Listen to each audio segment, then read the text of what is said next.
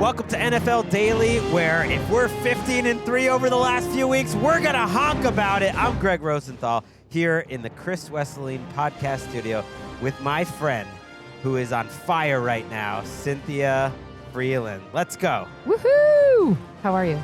Good. I think you need to do this more, just a little bit of a tip for your brand. When your picks are hot, just talk about it a lot. And when they're not, just don't say anything. Because we're hot right now. When I said 15-3, I went back, I did the numbers, I did the addition over the last 3 weeks combined. Heck yeah. We are 15-3. Great. You went 3-0. Let's go. In week 11 after I had a couple undefeated weeks, but I stayed on the winning side, so I'm happy enough. And we're both 19-14 on the season, so that's pretty good as well. So let's keep this hot streak going. Let's do it. We pick 3 games against the spread each and every week. The last couple of weeks, we've been on the same side, and those have done well. We'll see if that happens today. You give me your first pick. I mean, if something is working, I don't think that you stray from it. And I actually believe, and my math actually supports, picking against the Cowboys again. Oh, she's doing it again. I struggled with this If one. it ain't broke, don't fix it. Explain to me why you're going to. Okay, so there's a couple of things here. The line is large. It is 10 points. 10.5 for Washington at home. Right, okay. Washington's at home. However, there's a couple of things here that are a really big problem for the Cowboys, namely the run game. They have Brian Robinson Jr. back. They have Austin Eckler, who, by the way, the Cowboys also give up the most receiving yards to the running back position. It's 12.7 is the average in terms of yak per catch to running backs. And they're great at that. Eckler especially. That is what Eckler does. So when I'm looking at this opportunity here, and Cliff Kingsbury, I know he knows the narrative about him. The narrative is, after 9 weeks, the blah, blah, blah, blah, right? Like things go downhill. Yeah, okay. 5.5 points less per game. I see that. The giveaways, they double. Also see that. You know how you stop giveaways? Run the football. Yep. And you know what Jane Daniels does really well? And you know what Brian Robinson Jr. does really well? Runs between the tackles. You know what all of these guys do? They keep it on the ground. So I think also with Zertz there, and we know that Zach Ertz is someone that Cliff Kingsbury really loves to target. Okay. This is I'm in. Maybe you've convinced me. I don't know. I left them off my list. Line, so man. we've been rolling over the Cowboys. We're saying they're the worst team in the NFL. Watched that Monday night game, and it wasn't close in the end. Want to know another clue? Yeah. If they're not even playing Trey Lance, one way you could interpret this is that they think that if they play him, things could get even worse from a losing the locker room standpoint. That's one way of interpreting it. That's because he's bad, yeah. I just don't think they trust him for whatever reason. Do you think it's worse than what? Anyways, yes. My point is if that's what's going on, if we're at a place where we don't even want to try, what is that telling you? Yeah, everything about this team is a absolute and total mess, and yet there is something about when I saw that 10.5 line, I was like, it just felt too easy this week. If I had to choose a side, I'd definitely have Washington. I have them written down. They're potentially in the box. Maybe they're my third pick. I'll think about it. Whatever. I don't care. I like playing this game live, but there was something about it that I thought this Cowboys defense is playing a little bit better lately, and everyone's going to think they just roll, and could it just be 8 or 9 points of division? I actually think most people think they won't. Like, okay. I think that this is a tasty snack because I think Cowboys fans want it back in on the party. I might just do it just to show my faith in you and the system that we've been on. I only, when I'm doing well in picks and been on a good streak lately. You have. If you go check out Game Day View, they keep track against the spread as well, and we're both well over 500. I'm like over 20 over 500 now for the season. That's good. The one game that I really was sure about this week that I was like, oh, I got to take that, was actually Titans plus 8.5. I like the Titans this week. It is giving me Broncos against the Chiefs a couple weeks ago vibes. Now, it's 2 lesser teams, but I just don't think the Texans are worthy of being favored by that much against anyone, especially not a division opponent. And I know it's a new coaching staff, so we can't take too much away from the division thing, but I don't have many rules in terms of my picks, but I do think you have to earn being that big of a favorite. Earn it. And at some point, you got to accept Texans fans and people that are hoping for something different, like myself, like my son Walker, who has C.J. Stroud in fantasy. It's like, at some point, you got to look at the numbers. Do it for Walker, CJ. Come on. you got to just recognize he's only had 2 top 12 fantasy weeks all season. At some point, you got to accept the team that we see every week, that is their team. And that's just offensively. It's not the team that we imagine the Texans to be. It's not the team I want. They were actually making us sweat out that Cowboys game just a little bit. I never thought the Cowboys offense would get there, so I always felt okay, but the Texans offense was bad. They're funky. They're 24th in the league on offense right now. Mm-hmm. 3rd on defense. Mm-hmm. So I really trust their defense, and that's why they'll probably win this game. But to me, they're similar to the Titans. Titans, 28th in the league on offense. This is DVOA. 11th on defense. Titans stop the run. You make the Texans one-dimensional if they're able to stop the run against Joe Mixon. The pass rush then gets to C.J. Stroud. They're in the same division. I'm not saying the Titans are going to win, but I do think they'll cover 8.5, and it wouldn't shock me if the Titans won this game in the end. I just don't believe in the Texans right now. It's just a weird thing about the Titans that they have these good metrics, but then they allow every single time an opponent gets into the red area to score, and they never cover either. That's a problem. No. But I'm just like, okay, I know. I still like it. Whatever. No, you don't have to like it. It's fine. This is the one I felt good about, and that's fine. It was like last week, the one I felt best about. I was wrong. That was my 1L. You got to go with how you feel. Yeah. And I know it hasn't totally shown up in the final score, but I promise you, Will Levis has been a better version of Will Levis the last 2 weeks. Yep. Maybe the best version of Will Levis we've seen. Taking a lot of sacks, so he'll probably do that on Sunday, but not making big mistakes and making good throws when he is throwing it. So I just think this is going to be a game like all the other Texans games in the division, against the Jaguars, against the Colts, that they just sweat out into the end, and it's a final position game. And so I like getting the 8.5. Give me your second pick. My second pick? I'm sticking with a theme of being bold this week. You know which team hasn't covered all season long? The Chiefs. You know who's going to cover this week? Wow. The Chiefs. Okay. With 11 points. That's a lot. I don't care. I think this is what happens when you lose a game. People are like, oh no, trap game. Is it over? Are they not? What's going to, oh no, Patrick Mahomes. Oh my God, what's going to happen? Nope. This is where the Kareem Hunt and maybe even Isaiah Pacheco situation, being able to run against the Panthers defense. Yeah, DJ Wonnum was good against the Giants, and they've had a week off. Okay. Still the same team. Like, bad defense. Yeah. The defense is not great. It's decidedly ungreat. So even though Chuba Hubbard's coming off a great game, even though 11 is a lot of points to surrender, I don't care.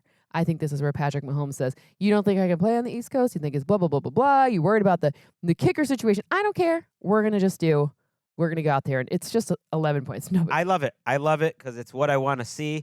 Went on a whole rant about it in the preview show of like, can you just look like the Chiefs for once? Give me one 35-point game. This is the spot to do it. Great matchup. Also a tough matchup for Bryce Young on the other side.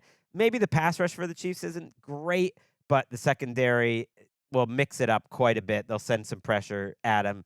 I don't have a strong take, but I'm definitely on your side on this one. So I like that. I'm going with your Lions, speaking of a heavy favorite, as my second pick. All right. Like I said, this week, even though I've been feeling it lately, the numbers didn't speak to me as much this week. This was a solid number 2, and I'm still scrambling about number 3. The reason why I went with -7.5 for the Lions is not just because they're one of the best teams we've ever seen through 10 weeks. At this point, we can just say that, right? I can't. You're making that Jim from The Office look at the camera there. I know, I just did. I mean, And I know, Aaron Schatz's numbers. I don't know if those are competitors to yours, but they have historical data of like their DVOA through 10 weeks. They're the number 3 so far all time, behind the 07 Patriots and one of those Washington teams in the 90s. Okay, so that's number 1. But the reason why I really like the 7.5 was I think the matchup's really bad for the Colts. How did the Colts win last week? Really difficult throws. Anthony Richardson played lights out. This was the best game he's played in his career. 272 passing yards and his first time having a completion percentage over expected ever. Okay, that's how they won, and it's because that's how they had to win against the Jets, because their run game wasn't making it happen against the Jets. Jonathan Taylor had one of his worst games of the whole season. Anthony Richardson quietly had one of his least successful games on the ground in his career. Now, they hit the design runs on the goal line, and that's massive. They are going to be a really good red zone team, which is why I think the number is as low even as it is.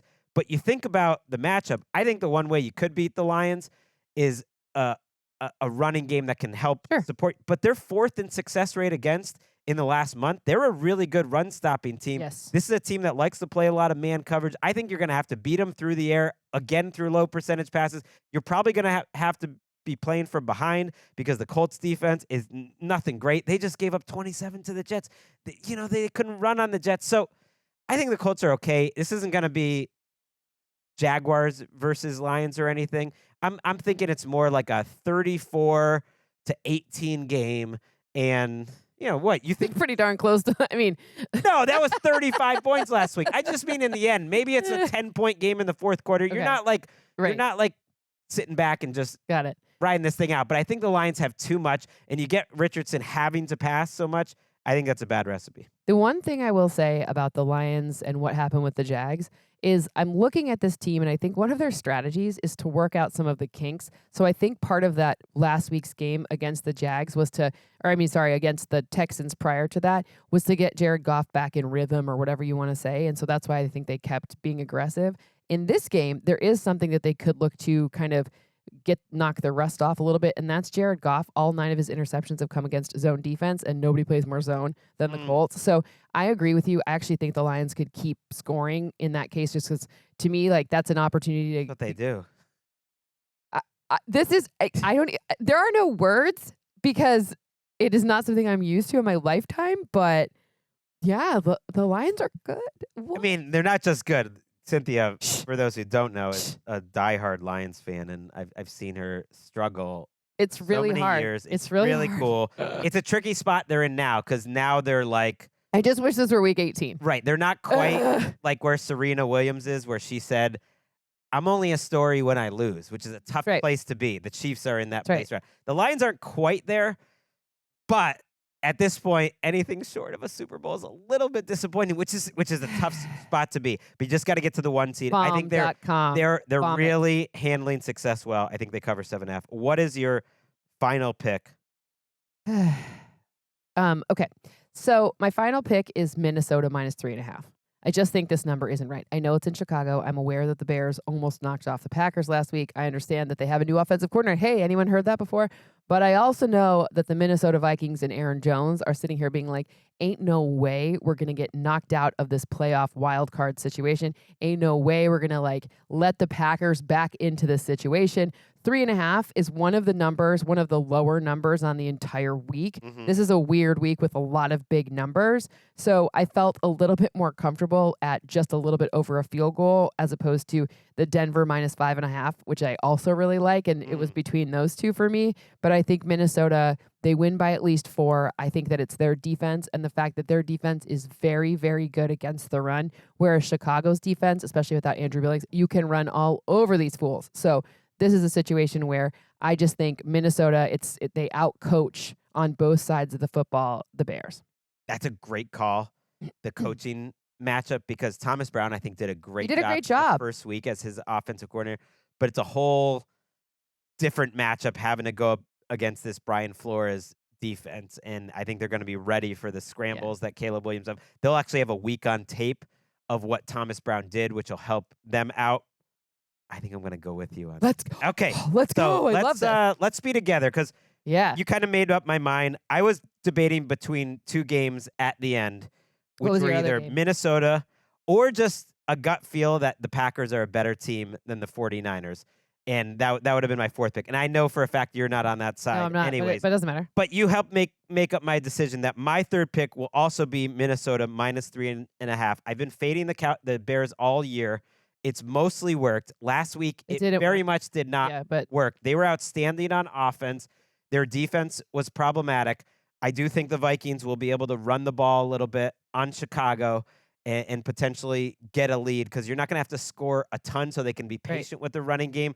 I do worry a little bit about Sam Darnold against some of the coverage mixes that they can show you. The Bears have a pretty good pass defense. Sure. But their pass rush has not been nearly as good since the first month of the season when they were getting it done. Yep. Not really sure how they were getting it done, but they were getting it done, and they haven't been as good. So I was debating. I was kind of leaning Green Bay. I was thinking about just doing Washington just to be your friend here. I like that, but I didn't love it. But now we can be aligned because we're here together. Minus one other point 3.5. on that. Yes. I think Green Bay could have also been, like that Chicago game could have been a little bit of a trap game because they could have been looking at the 49ers this week. And, obviously. We're coming off a bye, though. But yeah, you're I right. don't care. Like, that, LaFleur is not going to let he does not. That is the LaFleur-Shanahan thing is, they're all in the same tree, blah, blah, blah, blah. But I do think it's possible that they could have been looking just a little bit ahead as opposed to focusing on the Bears quite as much because what you'd seen from the Bears in weeks prior weren't as scary. Right. And we taped this before we really know the injury report. That's right. And the injury situation. And part of the reason I was in on the Packers are some of the injuries for the 49ers. But that's kind of uncomfortable to bet on before we really know it. Bosa, Purdy is not 100%. Look, if Bosa doesn't play, if George Kittle somehow doesn't play, then everything will be different for how I feel about this game. Kittle is supposed to play. Right, but supposed to. Everyone, just so you know, and I've said this to Kyle Shanahan's face, it's fine. He's a lying liar who lies. He doesn't need to tell us. There's no legally bound contract saying that he needs to tell us by this amount of time. He does exactly. Friday, the injury report, he says what he has to say. 90 minutes before the game, he submits his little sheet. And Christian McCaffrey is a great example of it. Like week 1, we're like, oh, he's playing. And then all of a sudden it's like, ha, ha, ha, IR. Yeah. Okay, but he didn't do anything that was illegal or not within the bounds of the rules. But again, the lying liar who lies strikes again, or he could strike. Wow. It's okay. He knows. I know you hit on something when I saw you got a reaction there in the studio back there when you called Kyle. We will not. Fine. He's a fibbing fibber who fibs. We will not clip that as the social. No, don't clip that as the social. Although it's not like he knows. He knows. He thinks it's funny. He's not doing anything wrong. Okay, so I would lie too. You took Washington, the Commanders, Washington for at least the third straight week. You were going against faded the Cowboys. on those Cowboys. We did it together a couple straight weeks, and I agree with you. It's just not one of my top 3. You're also going to go Chiefs. They're favored by 11 in Carolina. And then we're together. We're taking those road favorites, the Vikings in Chicago. My 3 picks, I like the Titans as an underdog, plus 8.5. I like the Lions as a favorite on the road, minus 7.5 road favorites. What a world we're in. What a world we're in. I'm with you on Minnesota. My little extra picks, for what it's worth. I do like the Packers this week. Sometimes you just got to pick I just think. Got to take a side, man. I just think they're a better team. Their offense, to me, is the one group in this game that I really think is close to or is at. Okay, but do you trust their defense? No, but here's what I would say. Just wanted to be clear. No, they don't have a good pass rush, but the 49ers, they're not the offense that I expected. They need too much of Juwan Jennings. Juwan Jennings is their whole offense. It's not the Christian McCaffrey. Their defense, whether they have Bosa or not what I expected, not special. Packers defense, not in love with them. Too reliant on the turnover. But that Packers offense, man, I want to see. I want to see you stop them, San Francisco. That's the part of the game that I really trust. Agreed. And so I think they get to 25, 28 points, and I just think it's going to be too hard. Do you think? Wait, hold on. If Purdy is playing, if Bosa is playing, I'm still in on the Packers. If Kittle's playing, you're still in on the Packers. Still on the Packers. Just making sure. Just want to understand. But Minnesota is my third pick to be official. Can you say it right, please? What? Minnesota. Yeah. Minnesota. And then I'm with you. I kind of like the Commanders a little bit. And that's about it. I do like the Seahawks, but I wouldn't even put them in the box. I think they'll win.